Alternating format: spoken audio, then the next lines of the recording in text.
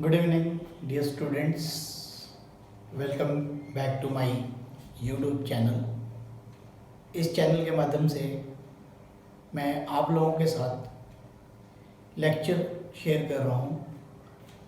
आज का ये वीडियो मैंने क्लास 10th के लिए बनाया है।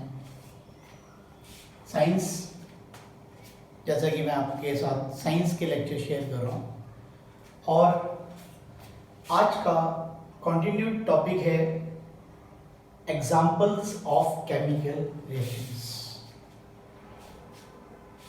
सबसे पहले मैं आपके साथ इस बात की चर्चा करूंगा कि हमने पिछले लेक्चर में क्या पढ़ा। बेसिकली मैंने आपको पिछले लेक्चर के अंदर फिजिकल और केमिकल प्रोसेस के बारे में बताया, और केमिकल प्रोसेस में होने वाले परिवर्तन को केमिकल रिएक्शन का नाम दिया गया। इसके पश्चात मैंने आपके साथ शेयर किया रिएक्टेंट क्या होते हैं और प्रोडक्ट क्या होते हैं। आज उसी को आगे कंटिन्यू करते हुए आज हम 3 एग्जाम्पल्स पढ़ेंगे जो कि शो करेगा कैसे होता है chemical reaction. Reaction number 1, example number 1, burning of magnesium ribbon. तो सबसे पहला जो हमारा एक्सपेरिमेंट है that is the burning of magnesium ribbon. Dear students या प्यारे बच्चों, आपने अपनी लैब में मैग्नीशियम रिबन ले लेना है, और मैग्नीशियम रिबन को सबसे पहले सैंड पेपर से ऊपर से रगड़ लेना है। ऊपर से हल्का हल्का रगड़ लेंगे। आप पूछोगे कि क्यों रगड़ना है सर? इसलिए रगड़ना है, मैग्नीशियम रिबन जो है फ्रेश होना चाहिए। अगर पुराना है तो उसकी अपने आप ऑटो ऑक्सीडेशन हो चुकी होगी और मैग्नीशियम ऑक्साइड बन गया होगा।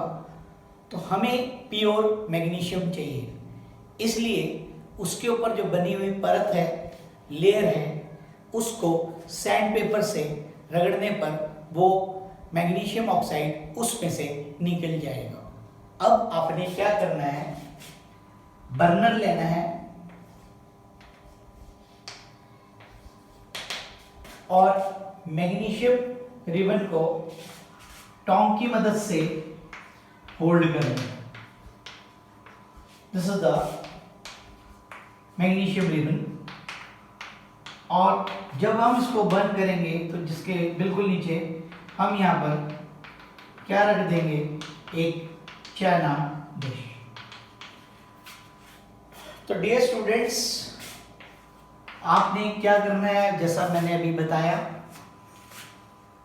फ्रेश मैग्नीशियम रिबन लेना है और उसको टोंग की मदद से पकड़ते हुए बर्नर के पास लेके जाना है।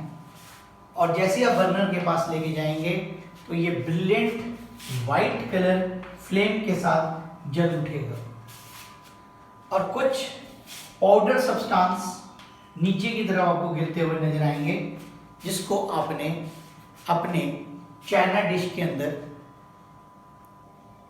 इकट्ठा कर लेना है। तो प्यारे बच्चों, इसमें क्या केमिकल रिएक्शन हुआ, क्या क्या हमने ऑब्जर्व किया, तो वो नोट डाउन करना है। तो ये एक्सपेरिमेंट मैंने आपको बताया, आपके साथ शेयर किया। अब हमने मैग्नीशियम लिया और ऑक्सीजन की मदद से इसकी बर्निंग की, तो इसने बना दिया मैग्नीशियम ऑक्साइड। तो प्यारे बच्चों, ये दो चीज क्या है हमारी, ये है हमारे रिएक्टेंट्स। तो ये डियर स्टूडेंट्स, ये क्या है हमारा मैग्नीशियम ऑक्साइड, दैट इज। हमने यहां पर क्या ऑब्जर्व की, brilliant white colour light during the burning of magnesium ribbon और फॉर्मेशन ऑफ प्रोडक्ट जो कि आपको कहां पर मिल रहा है, which is collected in the China dish. एक बात आपने नोट करनी है, जब ये एक्सपेरिमेंट करोगे तो इस बात को ध्यान से सुनना है, ध्यानपूर्वक सुनना है कि आपने अपनी जो दूरी है मैग्नीशियम रिबन जो बर्न हो रहा है, आंखों की दूरी उससे दूर रखनी है, जस्ट लाइक सोशल डिस्टेंसिंग। आपने कम से कम दूरी रखनी है, क्योंकि इसमें से जो ब्रिलियंट लाइट निकलती है तो उसमें से ऐसा ना हो कि वो आपके आइज को डैमेज कर ले। और बेटर ये है कि जब आप इस एक्सपेरिमेंट को लैब में परफॉर्म करें तो ग्लासेस लगा लें, ठीक है। ग्लासेस लगाने से क्या होगी, ग्लासेस समझ रहे हैं आप, चश्मा लगा लें तो इससे आपकी जो आइज़ है वो सुरक्षित रहेंगी इस एक्सपेरिमेंट को करते हुए। तो प्यारे बच्चों, तो ये था हमारा पहला experiment, that is burning of magnesium ribbon. Hope आपको ये बिल्कुल अच्छी तरह समझ आ गया हो। नेक्स्ट स्टार्ट कर रहा हूं मैं। Next experiment is reaction between experiment 2, that is reaction between lead nitrate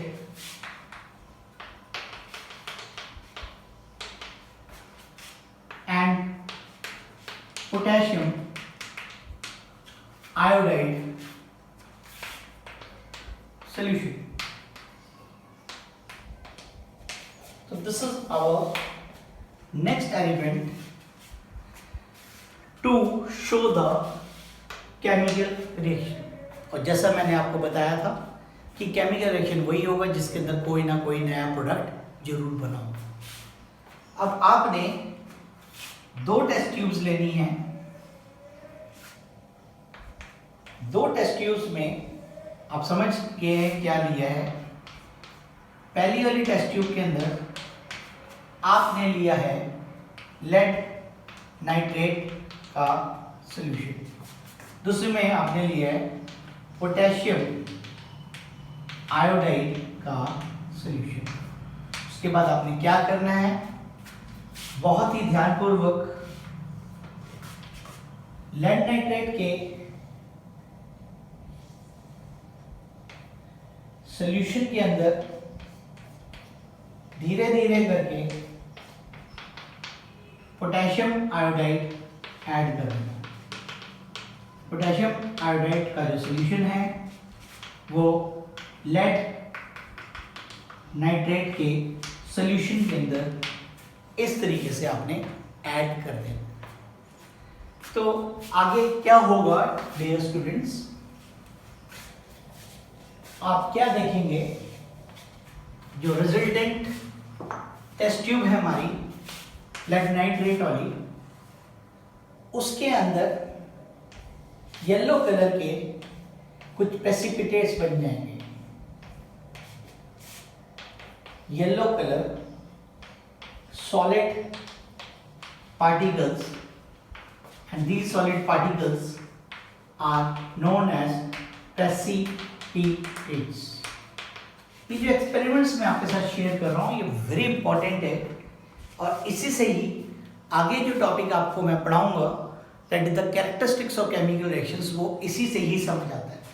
तो येलो कलर के जो सॉलिड पार्टिकल्स हैं they are the precipitates, and this is due to the formation of what, lead iodide. तो अब मैं इसका अगर chemical reaction आपके साथ समझाऊं तो आप क्या देखेंगे बेटा, तो we have taken lead nitrate plus I have added potassium iodide into it. It forms lead. Iodine के साथ चला गया, पोटेशियम नाइट्रेट के साथ आ गया, तो क्या बन गया? Lead iodide plus we have potassium nitrate. Lead iodide का सॉलिड क्रिस्टल बनता है येलो कलर के प्रेसिपिटेट्स, जैसा कि आप देख रहे हैं. ये और ये सॉल्यूशन कलरलेस सॉल्यूशन है. Even potassium nitrate is also colourless, only this is yellow in colour. तो जब इन दो कलरलेस सॉल्यूशंस को मिलाते हो तो आपके पास एक पीले रंग का सॉल्यूशन बन जाता है. और उस पीले रंग का सॉल्यूशन किस वजह से बना है? Because of the formation of lead iodide. तो ये स्टूडेंट्स, इसमें लेड नाइट्रेट और पोटेशियम आयोडाइड क्या हैं अच्छी तरह समझ आ जाता है. These are the reactants. ये क्या है प्यारे बच्चों? ये हमारे क्या हैं? प्रोडक्ट्स. तो इसमें हमने केमिकल रिएक्शन के साथ साथ एक नई बात सीखी कि कुछ रिएक्शंस के अंदर फॉर्मेशन ऑफ क्या होती है? प्रेसिपिटेट्स. चेंज ऑफ कलर, दोबारा बता रहा हूं. पहला फॉर्मेशन ऑफ प्रेसिपिटेट्स, दूसरा चेंज ऑफ कलर. ये एग्जाम्पल्स वेरी इंपॉर्टेंट है पढ़ने के लिए, क्योंकि अगर ये समझ आएगा तभी आपको केमिकल रिएक्शंस की कैरेक्टरिस्टिक्स प्रॉपर्टीज समझ आएंगी. तो इससे, इस रिएक्शन के माध्यम से हमने सीखा रिएक्टेंट प्रोडक्ट्स, तो आपको समझ आ गया था. पहला पॉइंट है formation of precipitates during the chemical reaction और change in colour during the chemical reaction. तो ये था example number 2 to show the chemical reaction. अब मैं आपके साथ थर्ड एक्सपेरिमेंट शेयर करने जा रहा हूँ. आप उसको भी होप एंजॉय करते हुए देखेंगे वीडियो को और क्लियरिटी से समझ आएगा. एक एक पॉइंट मैं आपके साथ डिटेल में शेयर कर रहा हूं. तो third is reaction of zinc metal with sulphuric acid और हाइड्रोक्लोरिक एसिड.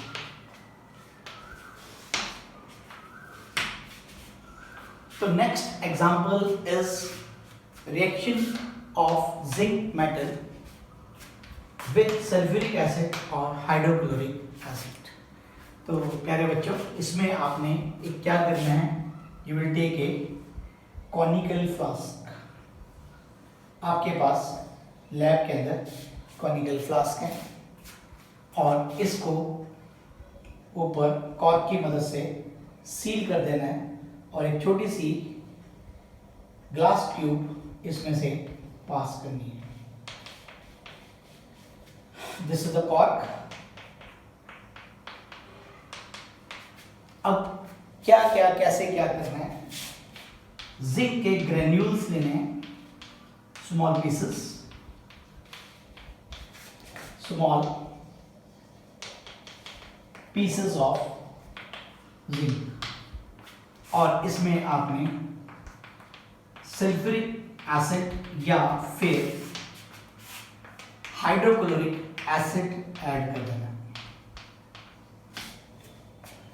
जैसा करने पर रिएक्शन होगा तो यहां से आप देखेंगे कुछ गैस पार्टिकल्स इसमें से निकलेंगे. और जब आप इसको इस ग्लास ट्यूब के पास मोमबत्ती, जली हुई मोमबत्ती लेके जाओगे तो it will burn with pop like sound, and this shows that it is a which gas? You know better, hydrogen gas. तो मैं दोबारा आपको इस पूरे एक्सपेरिमेंट के बारे में डिटेल में समझा रहा हूँ।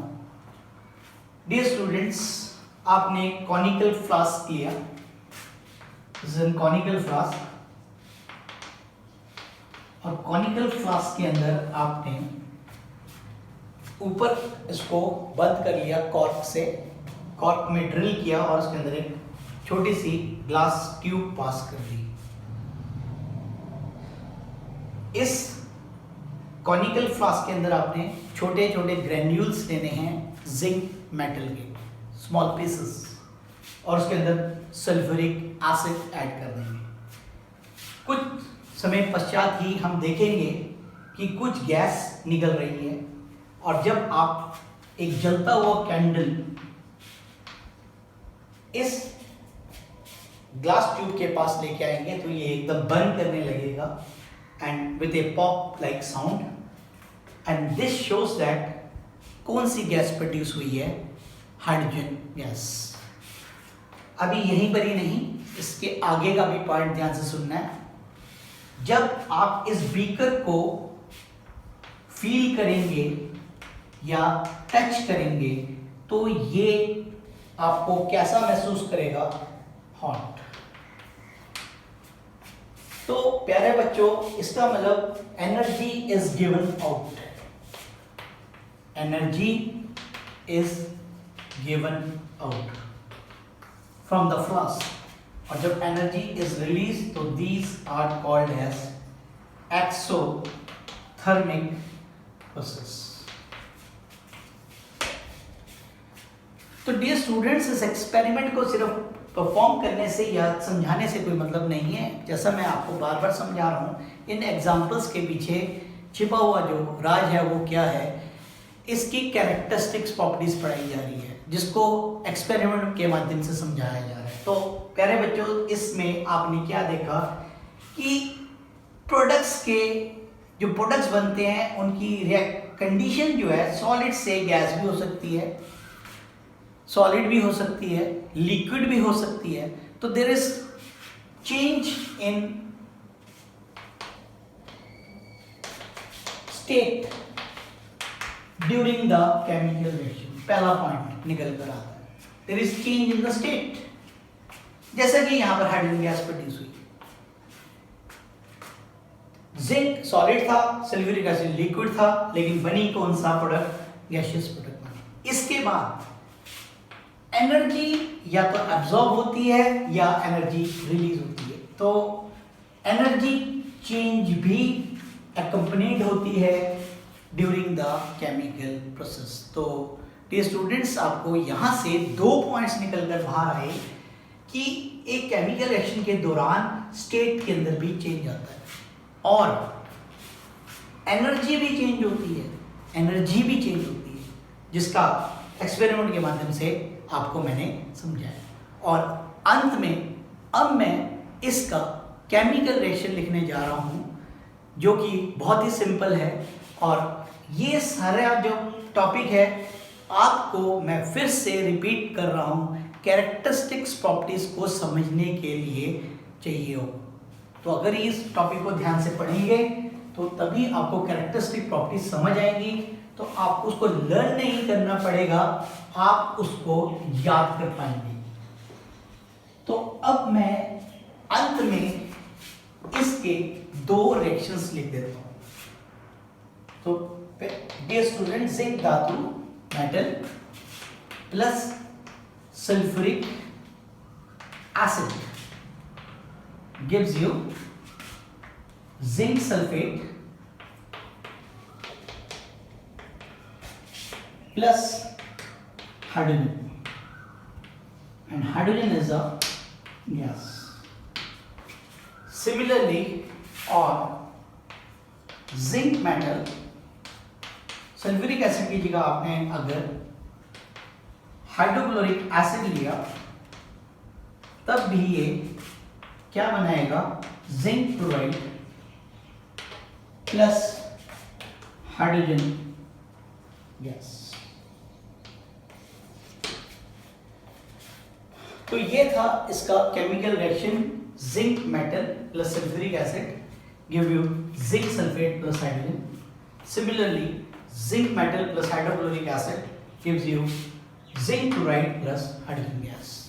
तो डियर स्टूडेंट्स, प्यारे बच्चों, आज का जो लेक्चर था पार्ट 2 हमारा, इसमें सिर्फ और सिर्फ मैंने आपको क्या पढ़ाया बेटा, एग्जाम्पल्स ऑफ केमिकल रिएक्शंस। और होप आज का जो लेक्चर है वो आपने एंजॉय किया होगा और इसी तरीके से अच्छे ढंग से आप मेरे लेक्चर्स को देखते रहें। और इस तरीके से देखने पर आपकी जो केमिस्ट्री पार्ट है वो मैं आपके साथ श्योर करता हूँ कि आपका जो स्कोर है 100 आउट ऑफ 100 ही आएगा। ठीक है, तो 100% आपकी रिटेंशंस हो जाएंगी। आप जिस तरीके से मैं डिटेल्स में आपको समझा रहा हूँ तो ये आप यहाँ पर समझ सकते हैं। तो आपको बिल्कुल आपको केमिस्ट्री में कोई दिक्कत नहीं आने वाली है। तो thank you for watching my videos. ज़्यादा से ज़्यादा अपने फ्रेंड सर्कल में इसको शेयर करें, लाइक करें और सब्सक्राइब करना मत भूलें। Thank you.